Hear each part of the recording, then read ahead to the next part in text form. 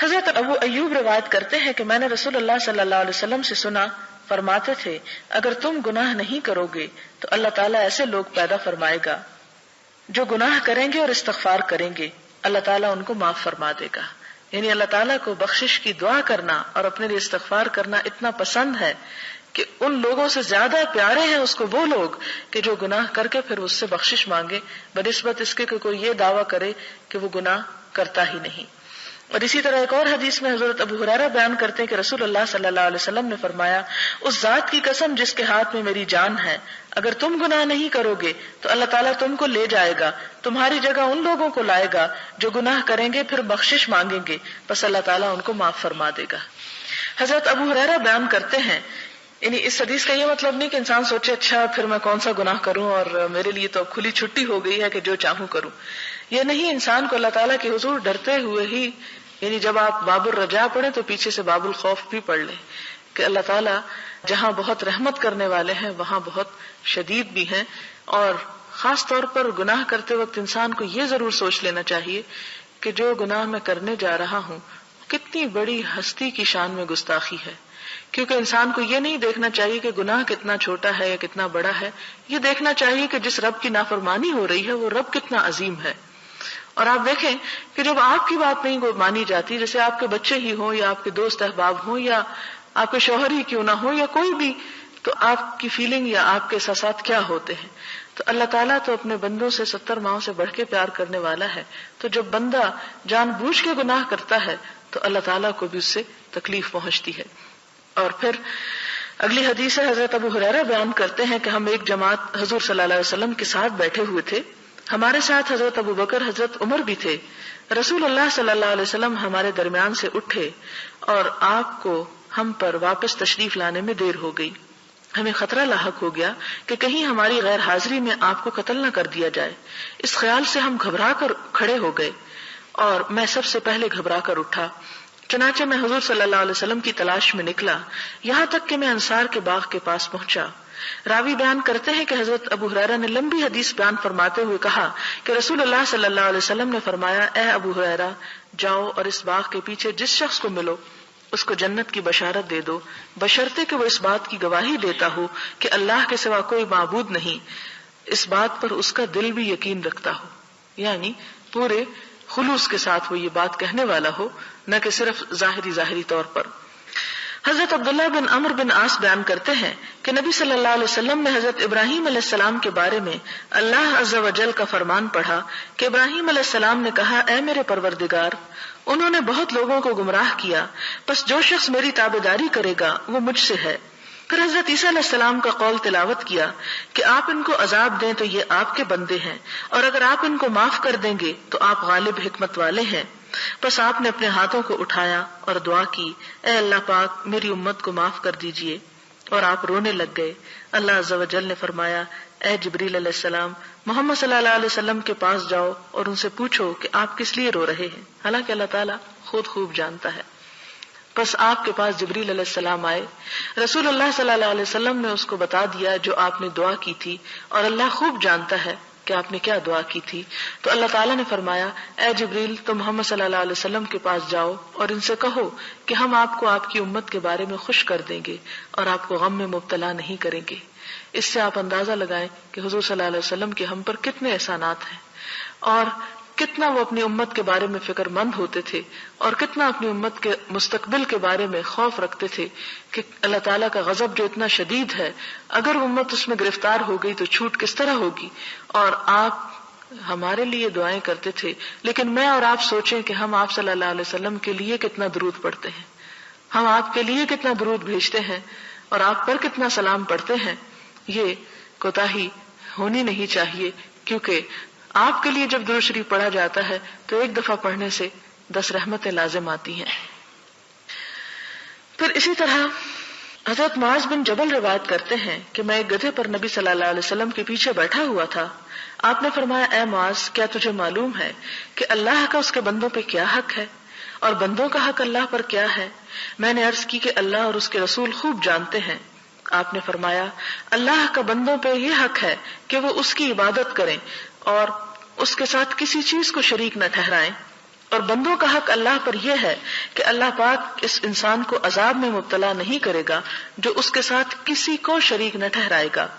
میں نے عرض کیا یا رسول اللہ صلی اللہ علیہ وسلم، کیا میں لوگوں کو اس کی خوشخبری نہ دے دوں؟ آپ نے فرمایا خوشخبری نہ دو، اس لیے کہ لوگ اس پر بھروسہ کر بیٹھیں گے اور عمل چھوڑ دیں گے، یعنی پھر کام نہیں کریں گے اور کہیں گے کہ بس چونکہ ہم کلمہ پڑھ رہے ہیں یہی ہمارے لیے کافی ہے۔ اور آج شاید ہمارے دور کی امت نے بھی یہی سوچ رکھا ہے چونکہ ہم کلمہ پڑھتے ہیں اس لیے، لیکن سوچنا یہ چاہیے کہ ہم نے کلمہ کتنے شعور اور کتنے خلوص کے ساتھ پڑھا ہے۔ ہم تو اس لیے پڑھتے ہیں کہ مسلمانوں کے گھر میں پیدا ہو گئے، ہم نے اپنی ایفرٹ اور اپنے شوق اور اپنی محبت کے ساتھ کتنا اللہ تعالیٰ کا حق ادا کیا ہے، اس چیز کی طرف بھی توجہ لازم ہے۔ اور پھر آپ دیکھیں کہ جیسے سورۃ الکہف کی آخری آیت ہے، اس کا شان نزول میں یہ بتایا جاتا ہے، ایک روایت میں آتا ہے کہ ایک شخص حضور صلی اللہ علیہ وسلم کے پاس حاضر ہوا اور کہنے لگا کہ اللہ کے رسول صلی اللہ علیہ وسلم، میں جب کوئی کام کرتا ہوں تو میں چاہتا ہوں کہ دنیا میں بھی میری اس سے شہرت ہو اور آخرت میں بھی اس کا اجر ملے، تو کیا مجھے اجر ملے گا؟ کیا مجھے اس پر ثواب ہوگا؟ تو اس پر حضور صلی اللہ علیہ وسلم خاموش ہو گئے۔ پھر یہ آیت نازل ہوئی جو آپ نے پڑھ کر سنائی، من کان یرجو لقاء ربہ فلیعمل عملا صالحا ولا یشرک بعبادۃ ربہ احدا۔ جو شخص اپنے رب سے ملاقات کی امید رکھتا ہو اسے چاہیے کہ نیک عمل کرتا رہے، فلیعمل یعنی عمل کرتا رہے یا کرے، عملا صالحا نیک عمل، اور کیا نہ کرے، ولا یشرک بعبادۃ ربہ احدا، اور اپنے رب کی عبادت میں کسی کو شریک نہ ٹھہرائے۔ اور رب کی عبادت میں یعنی جو بھی عبادت یعنی جو بھی اطاعت اور جو بھی نیکی کا کام انسان اللہ کی خوشی کے لیے کرے پھر اس میں کسی اور کی خوشی کی پرواہ نہ کرے یا اس کو شامل نہ کرے۔ اگلی حدیث حضرت براء بن عازب سے روایت ہے، نبی صلی اللہ علیہ وسلم نے فرمایا، مسلمان سے جب قبر میں سوال کیا جاتا ہے تو وہ گواہی دیتا ہے کہ اللہ کے سوا کوئی معبود نہیں اور محمد صلی اللہ علیہ وسلم اللہ پاک کے رسول ہیں۔ اللہ کا ارشاد خدا مومنوں کے دلوں کو ٹھیک اور پکی بات سے دنیا کی زندگی میں بھی مضبوط رکھتا ہے اور آخرت میں بھی رکھے گا۔ یہ ارشاد اللہ تعالیٰ کا ارشاد اس کے مطابق ہے۔ مراد یہ ہے کہ جو شخص دنیا میں ایمان پر قائم رہا، قبر کے اندر جب اس سے سوال کیے جائیں گے تو اس کی وجہ سے وہاں بھی وہ ثابت قدم رہے گا۔ حضرت انس رسول اللہ صلی اللہ علیہ وسلم سے روایت کرتے ہیں، آپ نے فرمایا کہ کافر جب کوئی نیک کام کرتا ہے تو اس کی وجہ سے اس کو دنیا ہی میں مزہ چکھا دیا جاتا ہے، دنیا میں ہی کوئی نہ کوئی اس کے لیے خیر خواہی بھلائی پیدا کر دی جاتی ہے، اور مومن کے لیے اللہ پاک اس کی نیکیوں کا آخرت میں ذخیرہ بناتے ہیں اور اس کی فرما برداری کی وجہ سے دنیا میں بھی رزق دیتے ہیں۔ ایک روایت میں ہے، بے شک اللہ کسی مومن کی نیکی کو رائے گاہ نہیں کرتا، دنیا میں بھی اس کو بدلہ ملتا ہے اور آخرت میں بھی اس کو بدلہ ملے گا، لیکن کافر ان نیکیوں کی وجہ سے جو اس نے اللہ کے لیے کی تھی دنیا میں رزق دیا جاتا ہے، اور جب وہ آخرت کی طرف جائے گا تو اس کے پاس کوئی نیکی ایسی نہیں ہوگی کہ جس کا اسے بدلہ دیا جائے، یعنی کافر کی ہر نیکی کا بدلہ دنیا ہی میں دے دیا جاتا ہے۔ حضرت جابر بیان کرتے ہیں کہ رسول اللہ صلی اللہ علیہ وسلم نے فرمایا کہ جو شخص 5 نمازیں ادا کرے اس کی مثال اس بڑی نہر کی طرح ہے جو تم میں سے کسی ایک کے دروازے پر جاری ہو اور وہ روزانہ 5 دفعہ اس میں نہاتا ہو، یعنی نماز بھی گناہوں سے انسان کو پاک صاف کر دیتی ہے۔ اب آپ دیکھیں کہ حضور صلی اللہ علیہ وسلم نے اتنی بشارتیں دیں کہ اللہ تعالیٰ کلمہ پڑھنے والے مسلمان کو معاف کر دے گا، لیکن آپ ایک مثال ایسی نہیں ڈھونڈ سکتے صحابہ کرام کی زندگی میں کہ جس سے انہوں نے ان احادیث کا مطلب یہ سمجھا ہو کہ چاہے نماز پڑھے یا نہ پڑھے اللہ تعالیٰ معاف کر دے گا، کیونکہ ہمیں کوئی صحابی ایسے نہیں ملتے کہ جنہوں نے جان بوجھ کر کوئی ایک نماز بھی چھوڑ دی ہو، لیکن ہمارے فہم میں یا ہماری سمجھ میں غلطی ہو گئی۔ ہم نے ان احادیث کا اور ان باتوں کا مطلب یہ سمجھ لیا کہ صرف زبان سے لا الہ الا اللہ کہہ دو اور کچھ کام کرنے کی ضرورت نہیں، چاہے نماز پڑھو یا نہ پڑھو، روزہ رکھو یا نہ رکھو، فرائض ادا کرو یا نہ کرو، بخشش لازم ہے۔ یہ ان احادیث کا مطلب نہیں۔ اگر یہ ان کا مطلب ہوتا تو کیا صحابہ کرام کو سمجھ نہیں آئی تھی اور وہ عمل نہ کرتے؟ وہ بھی صرف اس پہ توکل کر کے بیٹھ جاتے چونکہ کلمہ اب پڑھ لیا اب اور تو کچھ کرنے کی ضرورت نہیں۔ یہی وجہ تھی کہ صحابہ کرام میں سے ایک سے بڑھ کر نیکیوں میں آگے بڑھنے کی کوشش میں تھا، کیونکہ انہیں اس بات کی اچھی طرح سمجھ آ چکی تھی کہ لا الہ الا اللہ کہنے کا مطلب یہ ہے کہ پھر اللہ کی اطاعت بھی کی جائے۔ پھر اسی طرح آپ صلی اللہ علیہ وسلم بیان کرتے ہیں کہ جو مسلمان مر جاتا ہے اور اس کے جنازے میں 40 آدمی شریک ہوتے ہیں جو اللہ کے ساتھ کسی کو شریک نہ بناتے ہوں تو اللہ تعالیٰ اس میت کے بارے میں ان کی سفارش کو قبول فرمائے گا۔ اب یہ ہے کہ 40 بندے تو شریک ہو جائیں، لیکن یہ کیا معلوم کہ کس کا ایمان اور کس کا عقیدہ کس طرح کا ہے۔ آپ کو معلوم ہے کہ حضرت عثمان کو دفن کس طرح کیا گیا تھا؟ تاریخ میں پڑھا آپ نے کہ رات کے اندھیرے میں چھپ کر آپ کی بیوی نے آپ کو غسل دیا تھا اور چھپ کر آپ کو دفن کیا گیا تھا، آپ کا جنازہ برسر عام نہیں ہوا تھا۔ خیر ان لوگوں کو تو دنیا میں ہی جنت کی بشارت مل گئی تھی، میں تو صرف مثال یہ اس موقع پہ اس لیے دے رہی ہوں کہ ضروری نہیں کہ ہم اس انتظار میں بیٹھ جائیں کہ ہمارے 40 لوگ ہمارا جنازہ پڑھیں گے تو ہم بخشے جائیں گے۔ پہلے تو ہمیں کوئی گارنٹی نہیں کہ معلوم نہیں موت کہاں آتی ہے۔ اب دیکھیں کئی ایسے لوگ بےچارے فوت ہو جاتے ہیں، سمندر کی لہروں میں بہہ جاتے ہیں، کہیں اور کریش ہو جاتے ہیں کہ پھر ان کا جنازہ بھی نہیں پڑھا جاتا، یا کسی کو ایسے لاسٹ ایسی جگہ پہ گم ہو جاتے ہیں، ایسی جگہ پہ موت واقع ہو جاتی ہے کہ ڈھونڈنے سے میت بھی نہیں ملتی، تو جنازہ کہاں کا۔ تو اس لیے ان چیزوں پہ بھروسہ کر کے انسان کو عمل نہیں چھوڑ دینا چاہیے۔ لیکن یہاں یہ صرف امید دلانے والی بات ہے کہ اللہ تعالیٰ سے امید رکھنی چاہیے، اور دوسری بات یہ کہ انسان کو کوشش کرنا چاہیے کہ اس کے آس پاس اس کے ماحول میں ایسے لوگوں کی کثرت ہو، اس کا اٹھنا بیٹھنا، اس کی دوستی، اس کی تعلق ایسے لوگوں کے ساتھ ہو کہ جو اللہ تعالیٰ کے ساتھ شرک نہ کرنے والے ہوں اور نیکی پر قائم رہنے والے ہوں، کیونکہ عموماً جنازہ تو پھر وہی پڑھتے ہیں جو کسی کے ساتھ کوئی تعلق رکھتے ہیں۔ ہمارے ہاں تو یہ ہے کہ اگر سڑک پہ جاتے ہوئے دیکھ بھی رہے ہوں کہ کوئی جنازہ پڑھا جاتا ہے تو اس لیے لوگ آگے نہیں بڑھتے کہ وہ ہمارا کیا لگتا ہے، تو صرف وہ تعلق اور رشتہ داری یا کسی دوستی یا کسی محبت کی بنیاد پر۔ تو اس لیے انسان کی تعلق اگر دوستی ایسے لوگوں کے ساتھ ہے جو دنیا سے جانے کے بعد بھی انہیں دعائیں میں شریک رکھیں اور ان کے جنازے میں ان کی خلوص کے ساتھ مانگیں۔ ایک موقع پر حضور صلی اللہ علیہ وسلم نے کسی صحابی کا جنازہ پڑھا اور اتنی اچھی دعا کی کہ ایک اور صحابی ہے، مجھے نام یاد نہیں، اس وقت انہوں نے یہ خواہش کی کہ میرا آج یہ دل چاہتا تھا کہ کاش یہ میت میں ہوتا اور مجھ پر اللہ کے رسول صلی اللہ علیہ وسلم اس طرح کی دعائیں پڑھتے۔ تو یہ قسمت کی بات ہوتی ہے کہ کسی کو کیا نصیب ہو جائے، اور وہ بھی اللہ تعالیٰ اپنی رحمت پھر اسی لیے کرتا ہے کہ وہ بندے اللہ تعالیٰ کی رحمت کو دعوت دیتے ہیں اور اس کے لیے فریادیں کرتے ہیں۔ پھر حضرت عبداللہ بن مسعود بیان کرتے ہیں کہ ہم نبی صلی اللہ علیہ وسلم کے ساتھ 40 انسان ایک خیمے میں تھے۔ آپ نے فرمایا کیا تم اس بات پر راضی ہو کہ تم تمام جنت والوں میں 1/4 ہو، یعنی جنت میں جتنے لوگ جائیں 1/4 تم لوگ ہو۔ ہم نے عرض کیا جی ہاں ہم راضی ہیں۔ آپ نے فرمایا کیا تم اس بات پہ راضی ہو کہ تم تمام اہل جنت میں 1/3 ہو، یعنی تیسرا حصہ ہو، چوتھا نہیں۔ ہم نے عرض کیا جی ہاں ہم راضی ہیں۔ آپ نے فرمایا اس ذات کی قسم جس کے ہاتھ میں محمد صلی اللہ علیہ وسلم کی جان ہے، میں امید کرتا ہوں کہ تم تمام اہل جنت سے نصف ہوگے، یعنی امت محمد صلی اللہ علیہ وسلم جنت والوں کا آدھا حصہ ہوگی، امید کرتا ہوں۔ اور یہ اس طرح ہے کہ جنت میں مسلمان کے سوا کوئی داخل نہ ہو سکے گا، اور تمہاری مثال مشرکین کے مقابلے میں اس سفید بال کی طرح ہے جو سیاہ رنگ والے بیل کے چمڑے میں ہوتا ہے۔ اندازہ کریں کہ دنیا میں مشرکین کی اتنی کثرت ہوگی کہ اس میں خالص عقیدے والے اس طرح ہوں گے کہ جیسے سیاہ بیل کے اندر جسم پر ایک سفید بال۔ اب نسبت دیکھیں کیا ہے، یعنی صرف زبان سے یہ کہہ دینا کہ لا الہ الا اللہ یہ کافی نہیں ہے، انسان کو ہر دم کوشش کرنی چاہیے کہ کہیں اس کی زبان سے کہیں اس کے عمل میں کوئی ایسا شرک کا عمل جو ہے وہ داخل نہ ہو جائے۔ آپ دیکھیں کہ ایک شخص حضور صلی اللہ علیہ وسلم کے پاس آتا ہے اور کہتا ہے کہ جو اللہ چاہے اور جو آپ چاہیں۔ آپ صلی اللہ علیہ وسلم کا چہرہ بدل جاتا ہے اور آپ فرماتے ہیں اجعلتنی للہ ندن، کیا تم نے مجھے اللہ کا شریک بنا دیا؟ نہیں، یوں کہو کہ جو اللہ چاہے اور بس، مجھے ساتھ شریک نہ کرو۔ اور پھر اسی طرح ایک اور جگہ پر آتا ہے اس طرح کہنا بھی شرک میں شامل ہو جاتا ہے کہ اگر کتا نہ ہوتا تو میرے گھر میں چور داخل ہو جاتے، یعنی اس قسم کے کلام میں اس طرح کی شرکیہ باتیں جو ہیں ان سے بھی منع کیا گیا۔ اور اسی طرح نماز روزہ جو بھی نیکی انسان کرے صرف خدا کی رضا کے لیے کرے، اس لیے نہ کرے کہ لوگوں کے درمیان اس کو نیکی کی شہرت حاصل ہو۔ تو یہاں پر آپ دیکھیں کہ آپ نے فرمایا، یہ دوبارہ آپ دیکھیں تاکہ اچھی طرح سمجھ میں آئے کہ تمہاری مثال مشرکین کے مقابلے میں، یعنی جنت میں جانے والے اہل ایمان کی مثال مشرکین کے مقابلے میں اس سفید بال کی طرح ہے جو سیاہ رنگ والے بیل کے چمڑے میں ہوتا ہے۔ چمڑا یعنی اسکن کے اوپر جتنے بال اگے ہوتے ہیں ان میں سے ایک سفید بال کی طرح،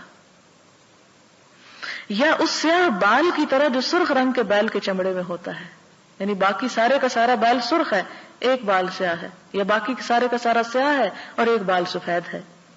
حضرت ابو موسیٰ اشعری بیان کرتے ہیں کہ رسول اللہ صلی اللہ علیہ وسلم نے فرمایا، جب قیامت کا دن ہوگا تو اللہ تعالیٰ ہر مسلمان کو ایک یہودی یا عیسائی دے کر فرمائے گا کہ دوزخ سے تیرا نجات حاصل کرنا اس کے بدلے میں ہے۔ ایک روایت میں نبی صلی اللہ علیہ وسلم نے فرمایا کہ مسلمان قیامت کے دن پہاڑوں جیسے گناہوں کو لے کر آئیں گے، لیکن اللہ تعالیٰ ان کو معاف کر دے گا، یعنی ان کے ایمان کی وجہ سے اور ان کی توحید کی وجہ سے۔ اور پھر یہ دفع الی کل مسلم، اس کا مطلب حضرت ابو ہریرہ کی حدیث سے واضح ہو رہا ہے کہ ہر آدمی کے لیے ایک مقام جنت میں ہے اور ایک جہنم میں۔ پس ایماندار انسان جب جنت میں داخل ہو جائے گا تو کافر اس کی جگہ دوزخ میں جائے گا۔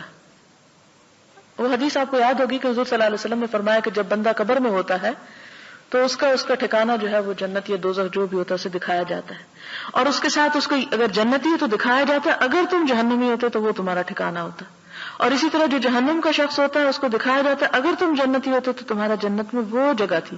اب قیامت کے دن ان جگہوں کا تبادلہ ہو جائے گا، مسلمان کے مومن کے جہنم والی جگہ پر کافر چلا جائے گا، اور کافر کے لیے جو جنت کا ٹکڑا رکھا ہوا تھا اور وہ اس کا اہل نہیں بنا، اس کی جگہ مسلمان چلا جائے گا، وہ تبادلہ ہو جائے گا اس طرح۔ اب آپ دیکھیں کہ جنت اور جہنم، جیسا کہ آپ صلی اللہ علیہ وسلم نے فرمایا کہ چٹیل میدان ہے، اس کے سوا کچھ نہیں، تمہاری نیکیاں یا برائیاں اس میں وہ جو کچھ اگا دیتی ہیں جو تم چاہتے ہو، یعنی جیسے تم عمل کرو گے ویسے ہی وہ۔ اب دیکھیں کہ جیسے مثال کے طور پر اگر کسی شخص کے پاس کسی ایسی جگہ پر زمین کا ٹکڑا ہو جو بہت ہی زرخیز ہو لیکن وہ اس میں کچھ نہیں اگاتا، تو آپ دیکھیں گے کہ اگا ہوا تو اس میں پھر بھی بہت کچھ ہوتا ہے قدرتی بارشوں کی وجہ سے، لیکن جھاڑ جھنکاڑ کانٹے خضرو پودے بیکار قسم کے اگاتے ہیں۔ اور اسی کے مقابلے میں ایک دوسرا شخص اسی لینڈ کے اوپر جب محنت کرتا ہے، کوشش کرتا ہے، تو بہترین پھلدار درخت حاصل کرتا ہے جس سے اسے بہت فائدہ حاصل ہوتا ہے۔ تو بالکل اسی طرح اگر انسان کے لیے وہ جگہ ریزرو ہو بھی چکی ہے، لیکن جب تک خود تعمیر نہیں کریں گے، خود اس پر پودے نہیں لگائیں گے، خود محنت نہیں کریں گے، تو خود سے خود اس سے جو اگے گا وہ تو پھر کڑوے کانٹے ہی ہوں گے۔ اسی طرح اگلی حدیث ہے حضرت ابن عمر سے، حضور صلی اللہ علیہ وسلم نے فرمایا کہ مومن قیامت کے دن اپنے پروردگار سے قریب ہوگا، یہاں تک کہ اللہ تعالیٰ اپنی رحمت کے پہلو کو اس پر رکھیں گے اور اس سے اس کے گناہوں کا اقرار کرائیں گے۔ بس اللہ تعالیٰ فرمائے گا، کیا تم اپنے فلاں گناہ کو پہچانتے ہو؟ وہ کہے گا، اے پروردگار میں پہچانتا ہوں۔ اللہ فرمائے گا، تیرے ان گناہوں پر دنیا میں پردہ ڈالا میں نے، اور آج بھی میں تیرے ان گناہوں کو معاف کرتا ہوں۔ بس اس کو اس کی نیکیوں کا اعمال نامہ دے دیا جائے گا۔ کتنا رحیم ہے رب کہ دنیا میں بھی انسان کیا کچھ خطائیں نہیں کرتا، لیکن اللہ تعالیٰ انہیں لوگوں کی نگاہوں سے چھپائے رکھتا ہے۔ فرمایا کہ دیکھو دنیا میں بھی چھپایا تھا، آج بھی چھپاتا ہوں اور تجھے معاف کر دیتا ہوں۔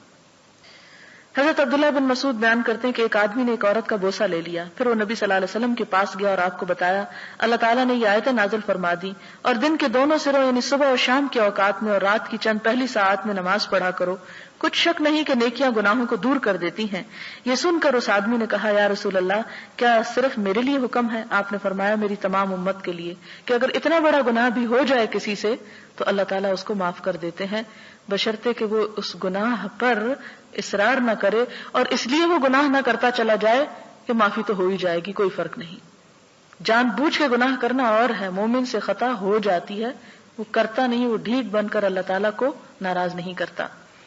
حضرت انس بیان کرتے ہیں کہ ایک آدمی نبی صلی اللہ علیہ وسلم کی خدمت میں حاضر ہو کر کہنے لگا، یا رسول اللہ، میں حد کے کام کو پہنچا ہوں، یعنی مجھ سے جرم ہوا ہے کہ مجھ پہ حد جاری ہو، اس پر لہٰذا مجھ پہ حد قائم کریں۔ اسی اسنا میں نماز کا وقت ہو چکا تھا، اس آدمی نے رسول اللہ صلی اللہ علیہ وسلم کے ساتھ نماز ادا کی۔ جب نماز ختم ہو چکی تو اسی آدمی نے عرض کیا، یا رسول اللہ، میں حد کے کام کو پہنچا ہوں، مجھ پر اللہ کی کتاب کا حکم نافذ فرمائیں۔ آپ نے فرمایا، کیا تو ہمارے ساتھ نماز میں موجود تھا؟ اس نے کہا، جی ہاں۔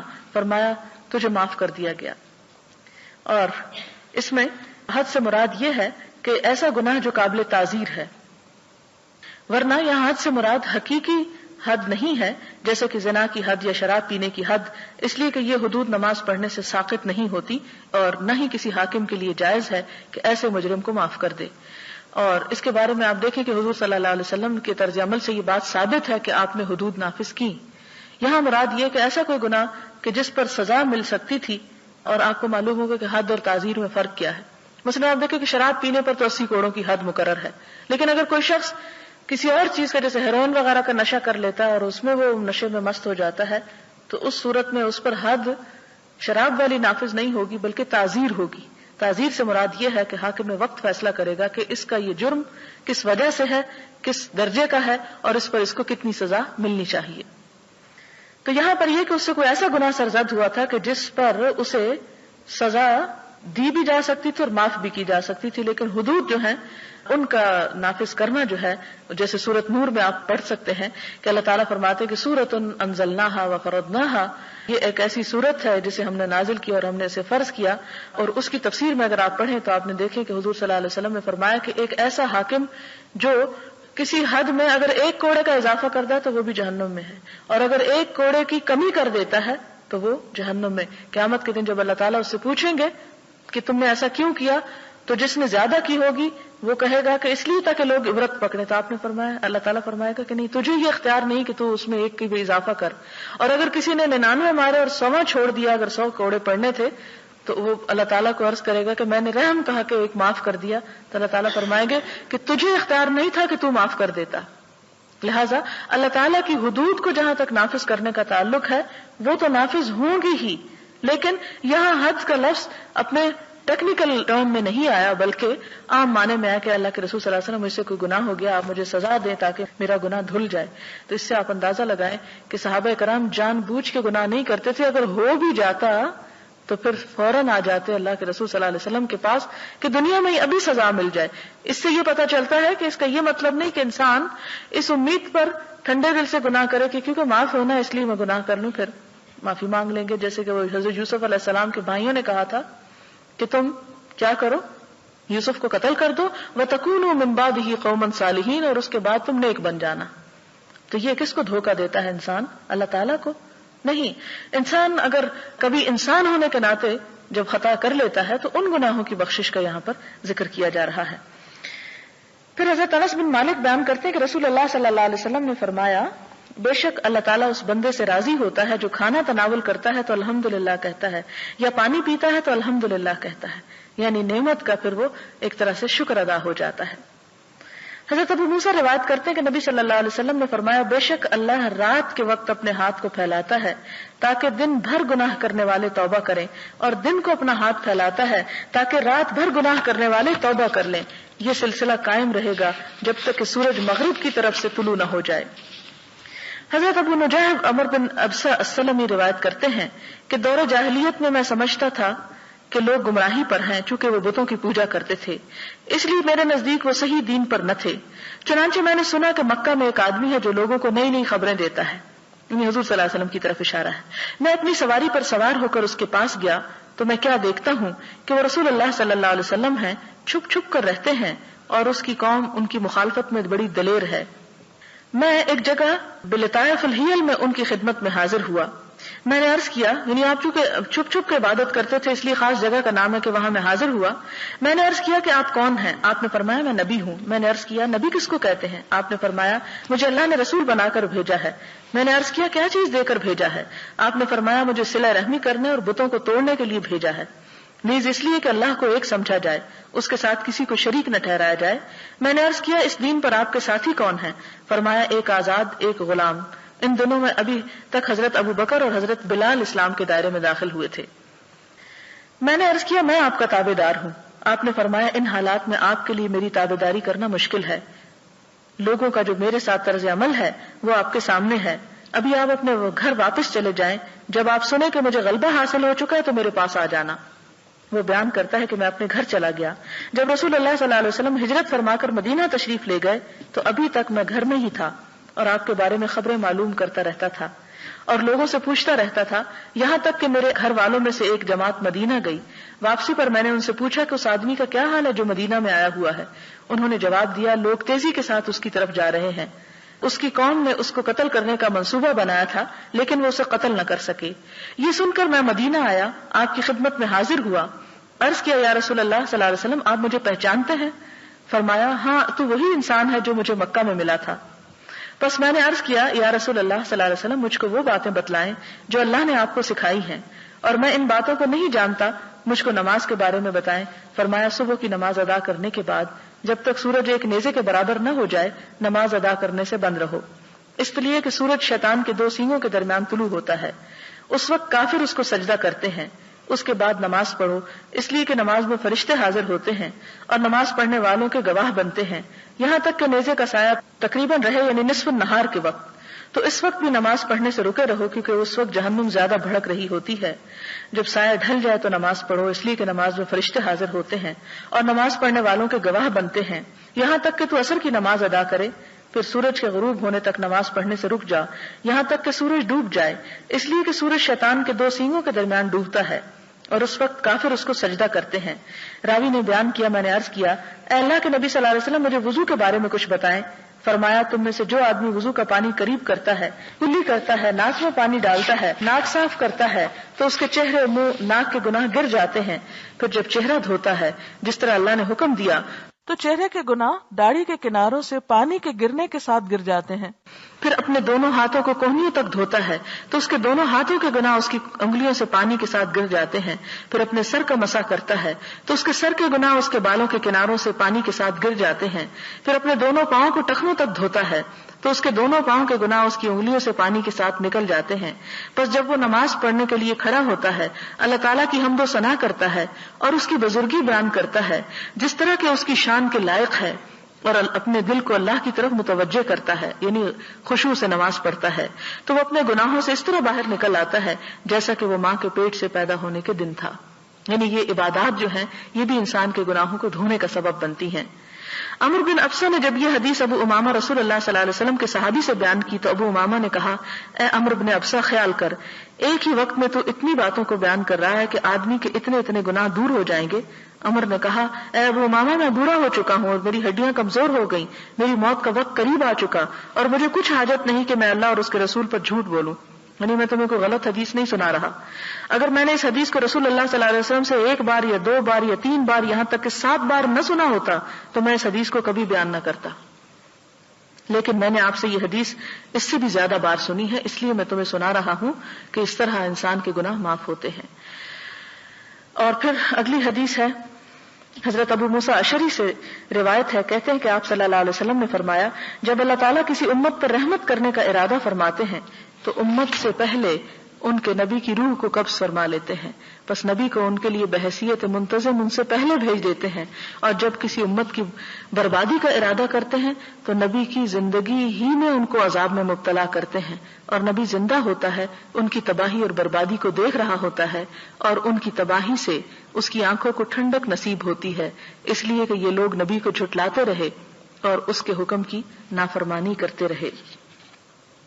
اگلا باب جو ہے یہ امید کے بارے میں ہے، اور پھر اس سے اگلا جو ہے خوف اور امید دونوں کو ایک ساتھ رکھنے کا بیان ہے، اور یہیں سے پتہ چلتا ہے کہ دین اعتدال کا دین ہے، ایک بیلنس دین ہے، اس میں ایسا نہیں کہ انسان خوف سے مایوس ہو جائے یا امید سے پھر بے پرواہ ہو جائے اور ہر غلط کام کرے، بلکہ اصل ایمان جو ہے خوف اور امید دونوں کے درمیان ہے۔ وآخر دعوانا ان الحمدللہ رب العالمین۔ سبحان اللہ وبحمدہ عدد خلقہ ورضا نفسہ وزنۃ عرشہ ومداد کلماتہ سبحان اللہ العظیم سبحان اللہ والحمد للہ ولا الہ الا اللہ واللہ اکبر ولا حول ولا قوة الا باللہ العلی العظیم۔ اللہم صل علی محمد وعلی آل محمد کما صلیت علی ابراہیم وعلى آل إبراهيم إنك حميد مجيد۔ اللهم بارك على محمد وعلى آل محمد كما باركت على إبراهيم وعلى آل إبراهيم إنك حميد مجيد۔ ربنا ظلمنا أنفسنا وإن لم تغفر لنا وترحمنا لنكونن من الخاسرين۔ ربنا آتنا في الدنيا حسنة وفي الآخرة حسنة وقنا عذاب النار۔ ربنا لا تزغ قلوبنا بعد إذ هديتنا وهب لنا من لدنك رحمة إنك أنت الوهاب۔ ربنا أفرغ علينا صبرا وثبت أقدامنا فانصرنا على القوم الكافرين۔ ربنا افرغ علينا صبرا وتوفنا مسلمين ربنا هب لنا من ازواجنا وذرياتنا قرة اعين واجعلنا للمتقين اماما یا حی یا قیوم برحمتک نستغیث اللهم انفعنا بما علمتنا وعلمنا ما ينفعنا وزدنا علما اللهم انا نعوذ بك من الهم والحزن والعجز والكسل والجبن والبخل وغلبة الدين وقهر الرجال اللهم احسن عاقبتنا في الامور كلها واجرنا من خزي الدنيا وعذاب الاخرة اللهم انا نعوذ بك من جهد البلاء ودرك الشقاء وسوء القضاء وشماتة الاعداء اللهم لا مانع لما اعطيت ولا معطي لما منعت ولا ينفع ذا الجد منك الجد اللهم انا نعوذ بك من زوال نعمتك وتحول عافيتك وفجاءة نقمتك ومن جميع سخطك لا إله إلا الله أنت الحليم الكريم سبحان الله رب العرش العظيم والحمد لله رب العالمين رب نسألك موجبات رحمتك وعزائم مغفرتك والغنيمة من كل بر والسلامة من كل اسم لا تدع لنا ذنبا إلا غفرته ولا هما إلا فرجته ولا حاجة هي لك رضا إلا قضيتها يا أرحم الراحمين یا حی یا قیوم برحمتک نستغیث. یا اللہ تو ہم سب پر اپنی رحمت نازل فرما. یا اللہ تو ہماری تمام مشکلات کو آسان کر دے. یا رب العالمین تو ہماری دنیا اور آخرت میں اپنی رحمت سے ڈھانپ لے. یا رب العالمین تو ہمارے تمام معاملات میں ہم کو کافی ہو جا. یا رب العالمین تو دنیا اور آخرت میں اپنی رحمت سے نواز، ہمیں بخش دے، ہمارے گناہوں کو بخش دے، ہماری کوتاہیوں کو بخش دے. یا اللہ تو ہماری کمزوریوں سے درگزر فرما. یا رب العالمین ہم سب تجھ سے تیری رحمت کی فریاد کرتے ہیں. یا اللہ تو اس دنیا میں بھی بھلائی عطا فرما اور آخرت میں بھی. یا رب العالمین تیری رحمت تیرے غضب پر وسیع ہے. یا اللہ تو ہمیں اپنی رحمت کا مستحق بنا. یا رب العالمین ہمیں وہ کام کرنے کی توفیق دے جس سے تو ہم سے راضی ہو جائے. ہر اس کام سے ہمیں بچا جس سے تیرا غضب بھڑکتا ہو. یا رب العالمین تو ہماری اولاد کو ہماری آنکھوں کی ٹھنڈک بنا، انہیں دین و دنیا میں بہترین کامیابی عطا فرما. یا رب العالمین انہیں ہدایت عطا فرما. یا اللہ تو ہمیں دین پر استقامت عطا فرما. یا رب العالمین تو ہماری تمام دکھوں، پریشانیوں، غموں، بیماریوں، جسمانی اور روحانی بیماریوں سے ہم کو نجات عطا فرما. یا رب العالمین تو ہم سے ایسا کام لے لے کہ جس کے کرنے سے تو ہم سے راضی ہو جائے. اللہ تو ہم سے ہر وہ کام چھڑا دے کہ جس کا کرنا تیرے لیے ناراضگی کا سبب بنتا ہو. یا رب العالمین تو ہم سے راضی ہو جا. اللہ تو ہم سے راضی ہو جا. یا اللہ تو ہم سے راضی ہو جا. ربنا تقبل منا انك انت السميع الدعاء وتب علينا انك انت التواب الرحيم. وصلى الله تعالى على خير خلقه محمد وعلى آله واصحابه واهل بيته اجمعين برحمتك يا ارحم الراحمين. الہی آمین. سبحانك اللهم وبحمدك نشهد ان لا اله الا انت نستغفرك ونتوب الیک. والسلام علیکم ورحمۃ اللہ وبرکاتہ.